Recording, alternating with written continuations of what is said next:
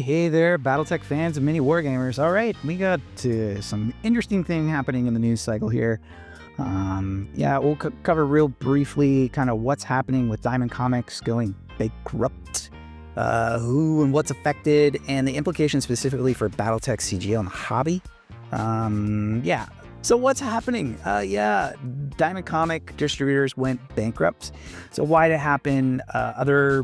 Other news outlets and YouTube channels have covered this way better than I will do so right here. But essentially, DC and Marvel broke off away from being distributed through Diamond a while ago. That's the lion's share of the comic market. Then you have a little small trend towards digital consumption in comics, and a pandemic interrupting the physical goods buying cycle of people going down to your local comic store each week and picking up their floppy. So that really had some major implications in what was happening with Diamond. You know, maybe upwards to like 30, 40, maybe 50% of their business kind of evaporating or having major headwinds against it. And internally, Diamond not well respected at this point, being a comic distributor. A lot of their books are arriving damaged, things arriving late, etc., etc. So they were, however, the kind of only major place to go if you were indie comic, IDW, Boom, Image, I think, Dynamite, basically all the cool indie stuff that I like outside of DC and Marvel, yeah, were distributed through them. So now, again, what's happening? Acquisitions and liquidation, okay? So we're going to talk specifically here about Diamond and their subsidiary Alliance Game Distributors, who handles board games and physical goods for them and non-print related stuff. And here is a laundry list flying by of who Diamond owes money to. And you can see here at position 16 and 17, we get Catalyst and Army Painter. Oh, amazing. So let's talk Catalyst specifically. So they're owed this $400K. The existing BattleTech stock is with Diamond and Alliance. That's books over with Diamond, and force packs, box sets, games, maps, miscellaneous stuff over with Alliance. So there's that existing stock sitting there waiting to be purchased by retail channels. And then there's also the distribution channel and partnership in general. So, or you could just say the dollars flow, right? So Diamond was buying a lot of Catalyst product to put on its internal site and allow retailers to buy, to then put on their shelves to sell to us. Right, so Diamond is this ultimate middleman.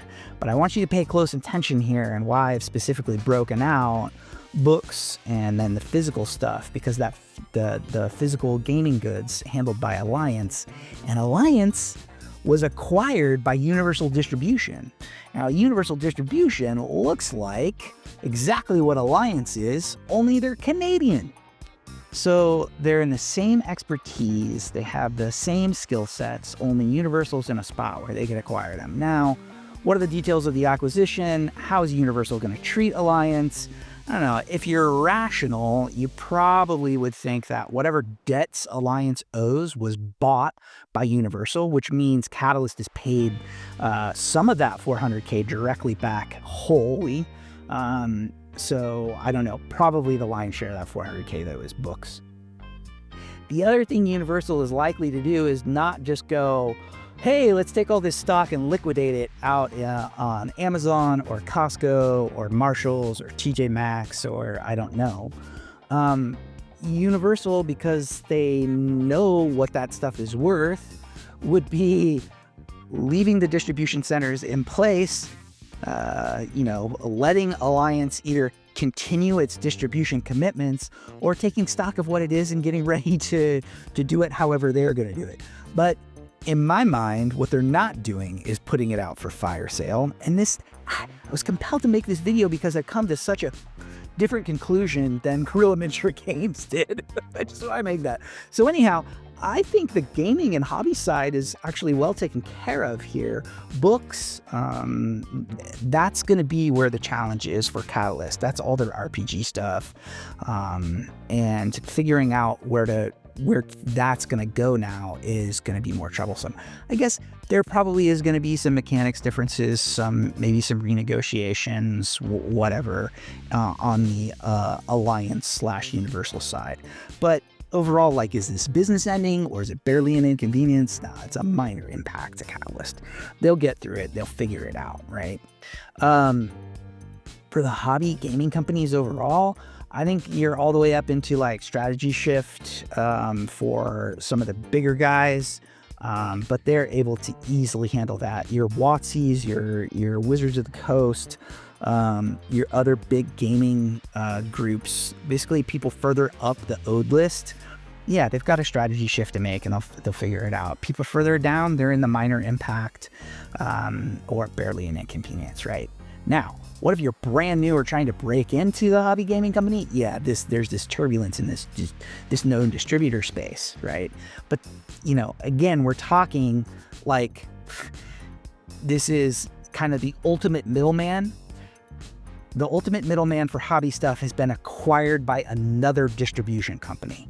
So, like, are they just changing the logos? We don't know, but whatever it is, for retail itself, this is going to be pretty minor in the States, I think. Because Universal, if they're smart, they're not going to go and throw a big monkey wrench in here. They're going to want one of the largest gaming and nerd markets there is to be maintained and served well. So friendly local game stores, online retail, big box, you know, this is way down at the bottom of the scale.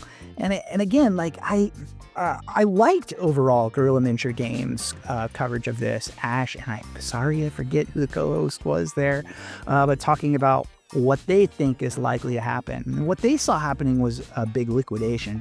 Now, maybe they didn't know that actually the Alliance was acquired by essentially the Canadian version of Alliance. Yeah, you guys should know that. That's like right in your backyard.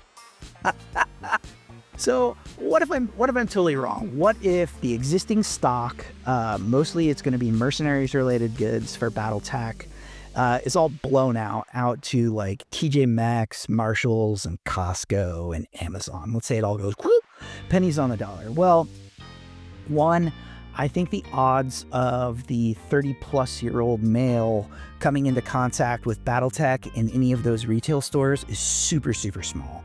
So there'd be maybe some impulse purchases, people picking it up on a whim, what have you. But I just can't imagine that that's going to happen. Now, what will happen is, oh my gosh, it's at Costco. They're $10 force packs. People go hunt for them and go get them.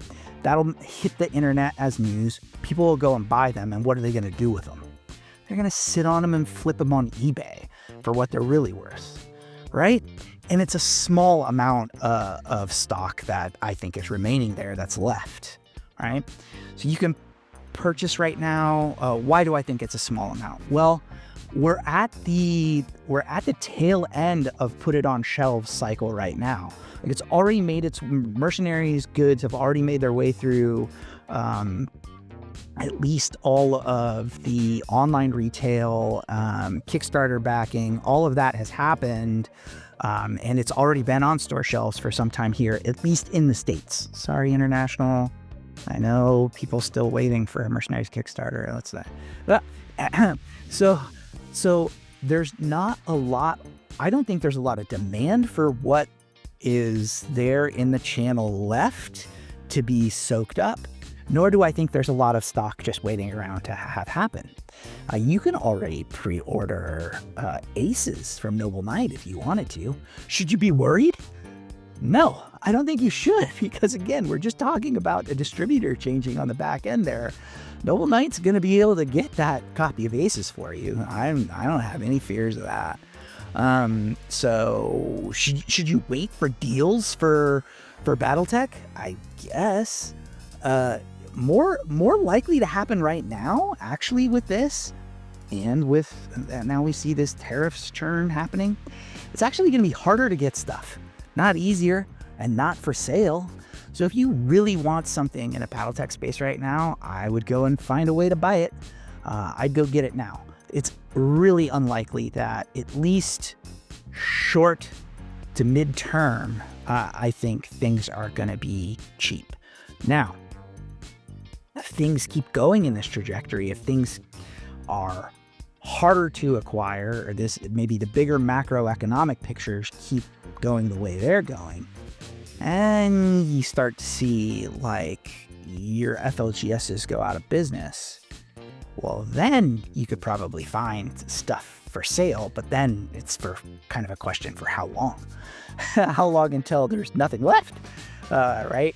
So yeah, again, to back up, like I don't even think this is going to be a blip. I don't even think it's going to register in the BattleTech space. I could be completely wrong. Ash is super smart. Been doing this for a long time, but I think they've missed the fact that Alliance was acquired by Universal, and that's who does the lion's share of stuff. So like Universal distributes Mantic games in Canada.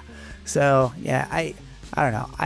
I kind of think it's a nothing burger for CGL and BattleTech outside the publishing side, which will be a little bit of a bear for them, but it's a minor.